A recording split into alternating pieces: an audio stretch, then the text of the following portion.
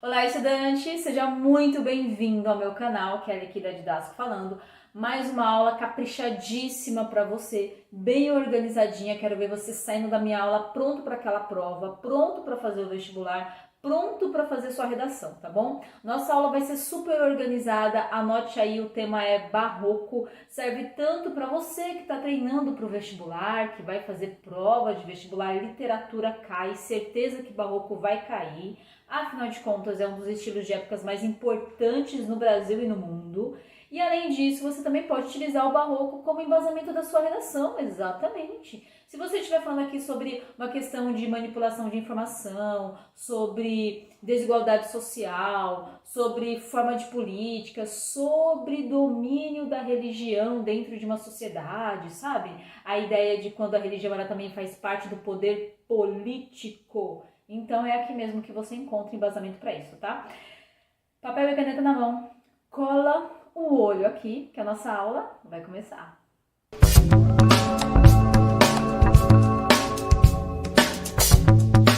Vamos falar então do primeiro estilo de época literário brasileiro, barroco, pessoal. Barroco iniciou em 1601 e finalizou em 1768, tá? E aí, já vou pegar uma observação aqui, ó, anote aí, por favor, que isso já é pergunta de prova, isso já te garante aquele ponto na prova, tá? Se de repente bateu a dúvida, mas como assim primeiro estilo de época literário brasileiro, 1600, sendo que em 1501 tinha o quientismo, que inclusive tem aula aqui no meu canal. Vai lá na lupa, escreve quientismo, a aula tá lá caprichada pra você.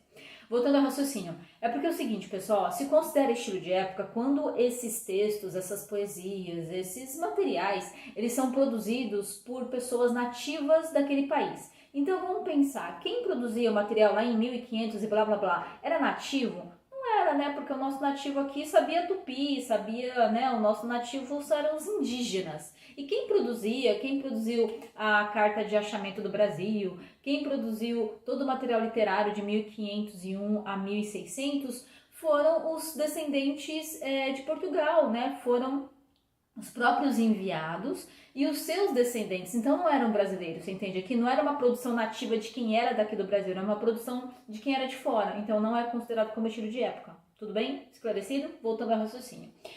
E eu sempre digo que para a gente entender, às vezes, um livro, às vezes um escritor, um conceito, né, uma ideia de Durkheim, uma ideia de Sartre, enfim, eu preciso entender primeiro o contexto histórico, porque nós, homens, nós seres humanos, somos frutos do nosso tempo, somos frutos do nosso meio, né? Afinal de contas, se daqui a 20 anos você querer falar para o seu filho o que seria digamos, um ambiente digital, vai ser difícil ele entender se você primeiro não falar para ele o que foi a Revolução Industrial terceira, globalização, internet, e a quarta, inteligência artificial. Você entende? Dá um contexto, explica um negocinho para ele para depois ir pro fato. É como quando você vai contar uma história para sua amiga, aí se você vai direto ao fato, muitas vezes não fica claro para ela. Você precisa dar um contexto, falar um pouquinho da história antes, tudo bem? Então vem aqui comigo para eu te dar um pouco de contexto histórico. Anotou aí contexto histórico? Passou o marca-texto? Então vem comigo. Pessoal, olha só. Imagine que aqui em 1600, 1700, a gente tá depois do medievalismo, lá medievalismo, mais ou menos século V até mais ou menos século XII, XIII, era o medievalismo. A igreja tinha total poder. A igreja tinha poder político, econômico, ela influenciava, digamos, a forma de administrar dessas regiões, né? A igreja, ela que tinha um conhecimento, tudo que era conhecido, tudo que era divulgado como conhecimento e informação era baseado na Bíblia, ou seja, era o teocentrismo, Deus é o centro de tudo parte Deus, o homem é feito à semelhança de Deus. E aí, quando partiu ali século XVII, século XVI, a gente já está caminhando para o Renascimento. Renascimento aqui está falando de renascer a ciência. Vamos agora olhar para a ciência como uma experimentação científica. Vamos observar os fatos, colher as informações, testar essas informações, dar hipóteses para eles, só depois tirar uma tese. Vamos aqui, a partir da observação e conhecimento científico, produzir material. Então agora o homem é o centro de tudo, antropo-homem e centrismo. O homem é o centro de tudo, é ele que produz informação. Você entende aqui como nós estamos numa dualidade, uma coisa bem contrária à outra? É como se você estivesse falando do teocentrismo, você falar da teoria do criacionismo, criar o mundo, e aqui no antropocentrismo você está falando da teoria do darwinismo, da ideia de evolução do mundo, tudo bem? Então são ideias bem opostas.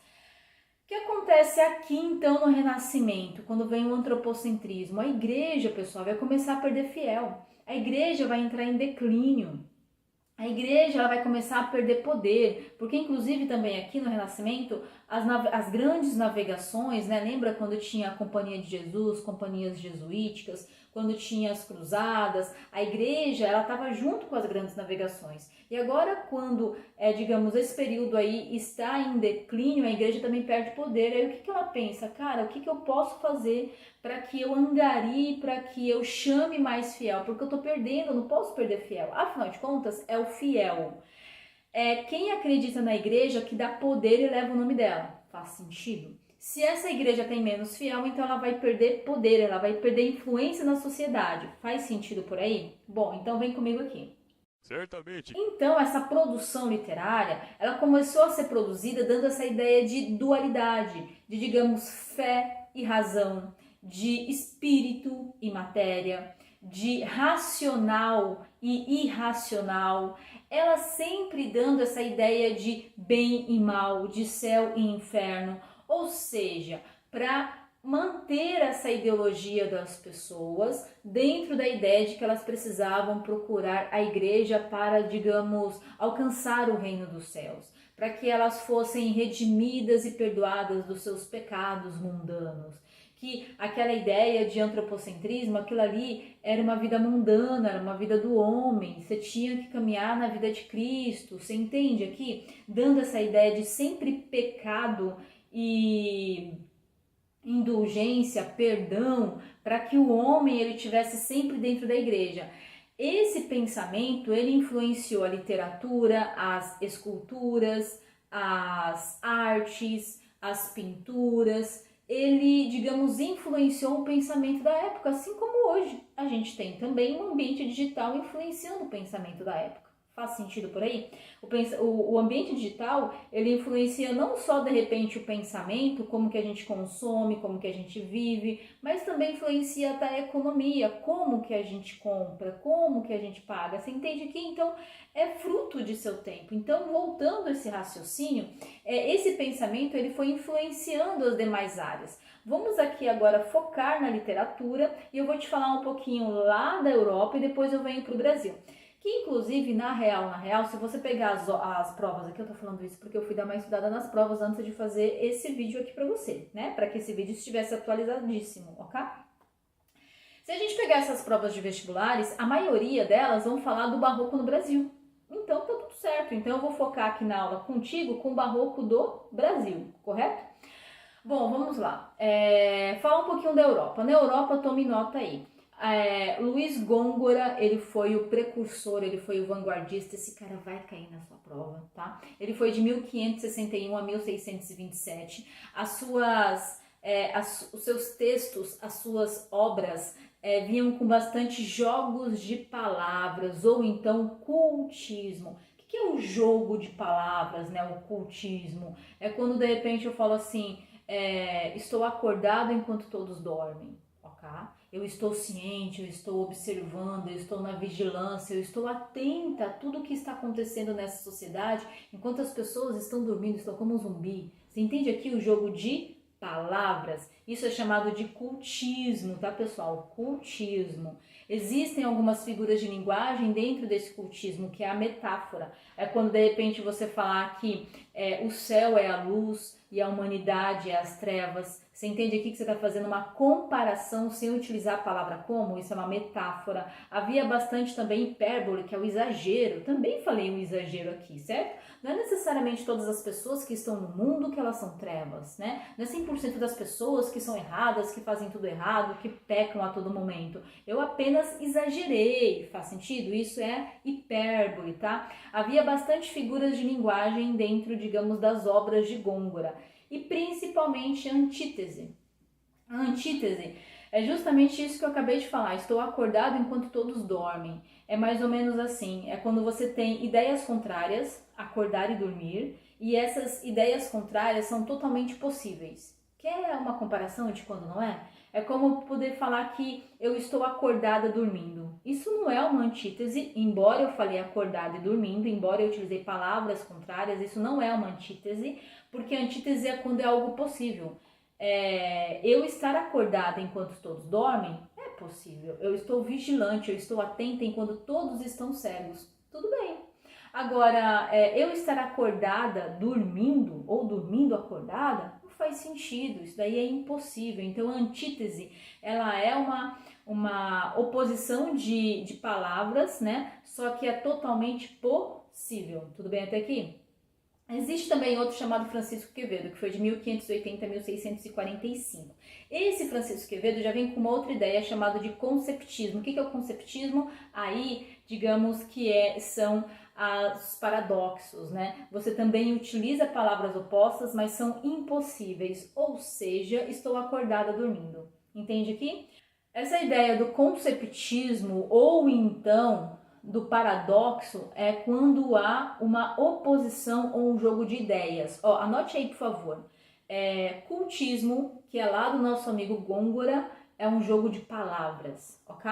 E conceptismo, que é do nosso amigo aqui Quevedo, é um jogo de ideias, tá? No jogo de ideias aqui a gente tem o paradoxo. E lá no jogo de palavras a gente tem a antítese. Anotou? Marca texto, isso é importantíssimo, isso vai cair na prova, vai cair, a professora vai colocar lá um trecho, ela vai dar palavras contrárias e vai perguntar para você se aquilo é paradoxo, ou seja, é impossível, estou acordada dormindo, ou então se aquilo é uma oposição de palavras, mas seria possível e é uma antítese, ou seja, estou acordada enquanto todos dormem.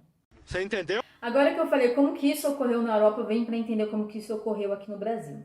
Bom, o precursor aí, digamos, o primeiro literário que produziu uma obra foi o Bento Teixeira, foi um livro dele chamado Prosopopeia, tá? Esse livro veio falando bastante de algumas questões também religiosas, também de bem e mal, também de fé e razão.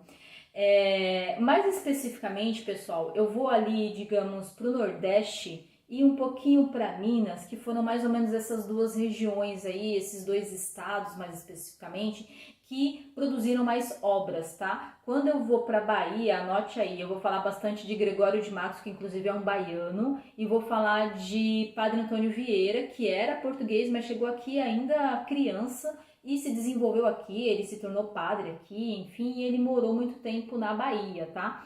Olha só, mesmo ele sendo português, a produção literária dele é considerada como se ele fosse um nativo porque ele chegou aqui criança, tudo bem?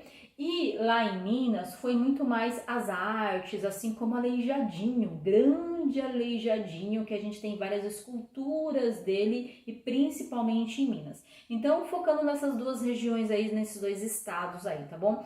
Quando eu vou lá para Bahia, eu vou falar de Gregório de Matos, que nasceu lá, o nosso Boca do Inferno. Olha, pessoal, o apelido dele já dá duas ideias aqui, né? Primeiro, aquela ideia de céu e inferno, de comparação, né? E outra coisa de metáfora, né? Eu tô comparando uma pessoa com, de repente, algo bem sarcástico, tá? Vamos falar de Gregório de Matos. Gregório de Matos, ele produzia 4 tipos de poesia. Poesias sacras, poesias religiosas, poesias eróticas, sim, poesias eróticas. Também tinham poesias satíricas que tinham uns sarcasmos, tá? Tem a do escárnio e do maldizer, que era quando ele criticava bastante essa elite, essa igreja. E por último tem a poesia lírica, que era uma poesia mais romântica, mais de amor, tá? Para falar aí de algumas cantorias, tudo bem? Então esses são esses 4 tipos de poesia. O Gregório de Matos, pessoal, o apelido dele já dá uma dica, né? Ele criticava bastante essa hipocrisia da igreja. Digamos que vender indulgência. O que era vender indulgência? Vender o perdão. Eu tinha que pagar para a igreja um valor, um dízimo, dinheiro, para que eu fosse perdoado pelos meus pecados, né? Não era a ideia do remorso, do arrependimento, de mudar agora o comportamento, de buscar um comportamento mais virtuoso que iria me dar esse perdão. Não, era pagamento em dinheiro. Você entende aqui o que ele começa a questionar? Ele começava a questionar também que esses padres que tinham ali uma postura, né, de ser um ente divino, né, de ter uma comunicação direta com Deus, eles não tinham uma postura também virtuosa, sabe? De respeito, de humildade, eles tratavam a elite de um jeito e tratavam o escravo indígena de outro modo. Vixe, ele fez aqui vários, digamos, várias críticas. Inclusive tem um vídeo aqui no meu canal falando só sobre o Gregório de Matos e as suas obras, tá bom? Bom, pessoal, o que aconteceu? Olha, é o seguinte, havia uma repressão muito forte nesse período. E aí, o nosso amigo Gregório de Matos, obviamente, ele não ia ficar tão livre para fazer as suas denúncias, as suas críticas, né? Ele foi exilado, ele foi para Angola, exatamente, ficou lá durante um tempo. E aí, quando baixou a poeira, quando ele já não tinha mais nem saúde, digamos, para produzir nada, ele voltou para o Brasil, mas ele ficou em Recife, Pernambuco, e faleceu lá, tá? Agora eu vou falar de uma outra pessoa muito importante, que é o Padre Antônio Vieira. Padre Antônio Vieira, ele foi um padre aí que fez bastante produção, mais ou menos 200 sermões, mais ou menos 200 sermões. Os mais importantes sermões dele, anote aí por gentileza: Sermão da 60ª, Sermão do Bom Sucesso e Sermão aos Peixes, ou chamado de Sermão de Santo Antônio, tá?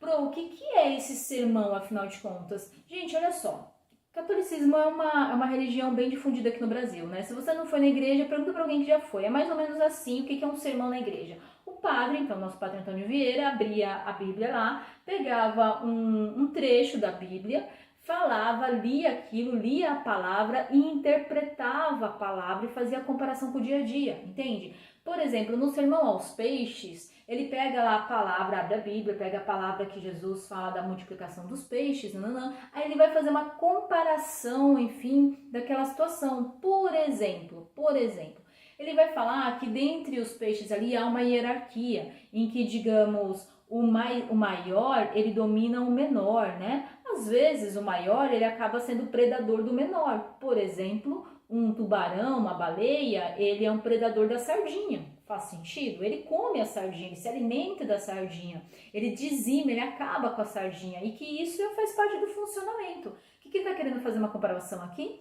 Que os nossos amigos colonos portugueses estavam sendo esses tubarões, essas baleias, que estavam, digamos, explorando, acabando, dizimando com as sardinhas que eram os nossos indígenas e negros africanos. Que de certa forma também havia dentro aqui dessa sociedade uma hierarquia, e que essa hierarquia se baseava numa exploração em que se acabava dizimando, se acabava com o outro. Não era uma relação, digamos, de coordenação, não era uma relação saudável, não era uma relação em que todos podiam viver ou até sobreviver, né? Não, era uma relação em que um definhava o outro, um acabava com o outro. Fez mais ou menos sentido aqui? Então esses são os sermões deles, todos vêm com uma moral, todos vêm com a ideia de ensinar algo, todos vêm com alguma pedagogia, tá? E agora a nossa última parte da aula vem falar como que você pode utilizar isso dentro de uma redação, tá? Pessoal, olha só, quando a gente fala de barroco, parece até um barraco, né? Porque é uma briga entre o sim e o não, o céu e o inferno, né? Quando a gente vem falar de barroco, você tem que pegar a ideia principal, que é o quê? A ideia de comparar um eterno, que é a vida espiritual, com o material, que é uma vida efêmera, uma ideia passageira, tipo, aproveite o dia que isso acaba logo, aproveite essa vida material, que logo vai para a eternidade.